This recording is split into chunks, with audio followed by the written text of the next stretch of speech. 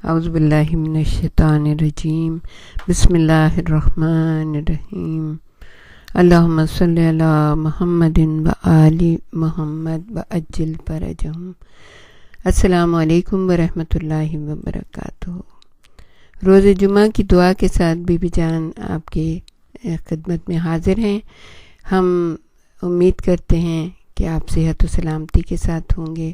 پروردگار عالم ہمارے اس عمل کو قبول کرے اور جو بھی ہم سے اس میں غلطی ہوں پروردگار عالم اس کو معاف کر کے ہمیں جو ہے نا درجہ بہترین درجات کو حاصل کرنے کی توفیق عطا فرمائے۔ روز جمعہ ہے اور بہترین دن ہے۔ خداوند عالم نے اس دن مخلوقات کو محمد صلی اللہ علیہ وآلہ وسلم اور ان کے اہل بیت کی محبت اور ولایت پر جمع کیا، اس لیے اسے جمعہ کہا جاتا ہے۔ یہ امام جعفر صادق علیہ السلام کی حدیث ہے۔ اس سے ہم شروع کرتے ہیں اور پروردگار عالم سے دعا ہے کہ روز جمعہ میں ہر وہ خوبی ہمیں عطا کرے جو وہ ہم سے ایکسپیکٹ کرتا ہے۔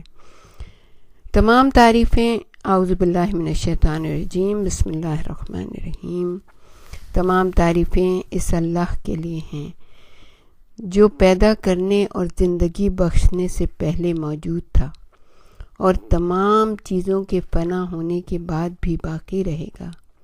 وہ ایسا علم والا ہے کہ جو اسے یاد رکھے اسے بھولتا نہیں ہے، جو اس کا شکریہ ادا کرے اس کے ہاں کمی نہیں ہونے دیتا، جو اسے پکارے اسے محروم نہیں کرتا، جو اس سے امید رکھے اس کی امید نہیں توڑتا۔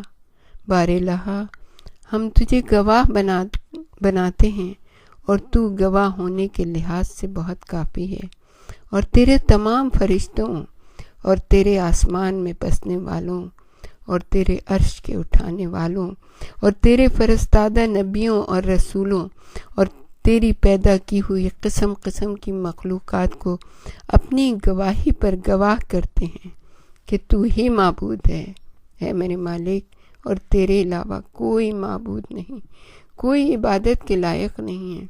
تو وحدہ لا شریک ہے، تیرا کوئی ہمسر نہیں ہے۔ تیرے قول میں نہ وعدہ خلافی ہوتی ہے اور نہ کوئی تبدیلی، اور یہ کہ محمد صلی اللہ علیہ وآلہ وسلم اللہم صلی علی محمد وآل محمد تیرے خاص بندے اور رسول ہیں۔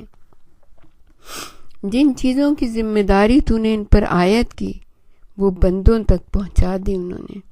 انہوں نے خدائے بزرگ و برتر کی راہ میں جہاد کر کے حق جہاد ادا کیا، یعنی اتنی جد و جہد کی کہ خود بھی اپنی ساری زندگی لگا دی اور اپنی آل اور اولاد کو بھی اس حق کے درخت کی آبیاری کے لیے ان کا خون بارگاہ رب العزت میں پیش کر دیا اور صحیح ثواب کی خوشخبری دی اور واقعی عذاب سے ڈرایا۔ بار الہ جب تک تو ہمیں زندہ رکھے اپنے دین پر ثابت قدم رکھنا، اور جب کہ تو نے ہمیں ہدایت کر دی ہے تو ہمارے دل کو بے راہ رو نہ ہونے دینا، اور تیسری بات، اور ہمیں اپنے پاس سے رحمت عطا کرنا، بے شک تو ہی نعمتوں کا بخشنے والا ہے۔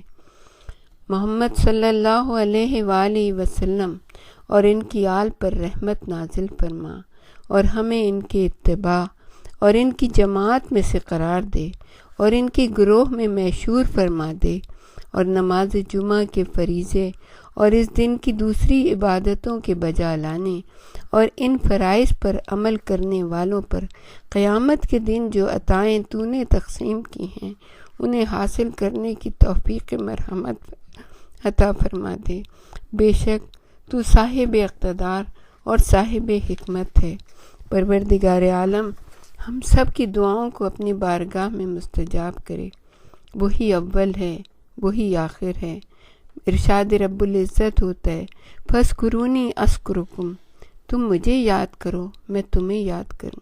سبحان اللہ، وہ اپنی مخلوق میں سے کسی کو نہیں بھولتا۔ ایک بار بھی جو اسے یاد کرتا ہے وہ اپنے فرشتوں کی محفل میں 10 بار اس کو یاد کرتا ہے۔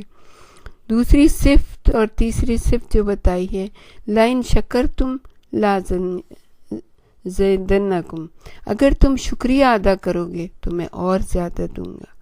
چوتھی صفت جو ہے پروردگار عالم کی وہ یہ ہے ادعونی استجب لکم، تم مجھے پکارو میں تمہاری بات قبول کروں گا۔ اور پانچویں صفت یہ ہے کہ وہ آس رکھنے والوں کی آس کو نہیں توڑتا۔ اللہ کی رحمت سے صرف کافر ہی مایوس ہوتے ہیں۔ شاہد اللہ انہ لا الہ الا ہو والملائکۃ واولو العلم قائما بالقسط لا الہ الا ہو ان الدین عند اللہ الاسلام وما اختلف الذین اوتوا العلم۔ پروردگار عالم ہمیں توفیق عطا فرمائے کہ ہم وہ کریں جو وہ ہم سے ایکسپیکٹ کرتا ہے، وہ نہ کریں جو ہمارا نفس جس کی طرف ہمیں لے کے جاتا ہے۔ پروردگار عالم ہم سب پر اپنی رحمتوں، کرموں، برکتوں کے دروازوں کو کھول دے۔ پروردگار ہم سب کو تیری حجت کی معرفت حاصل ہو جائے۔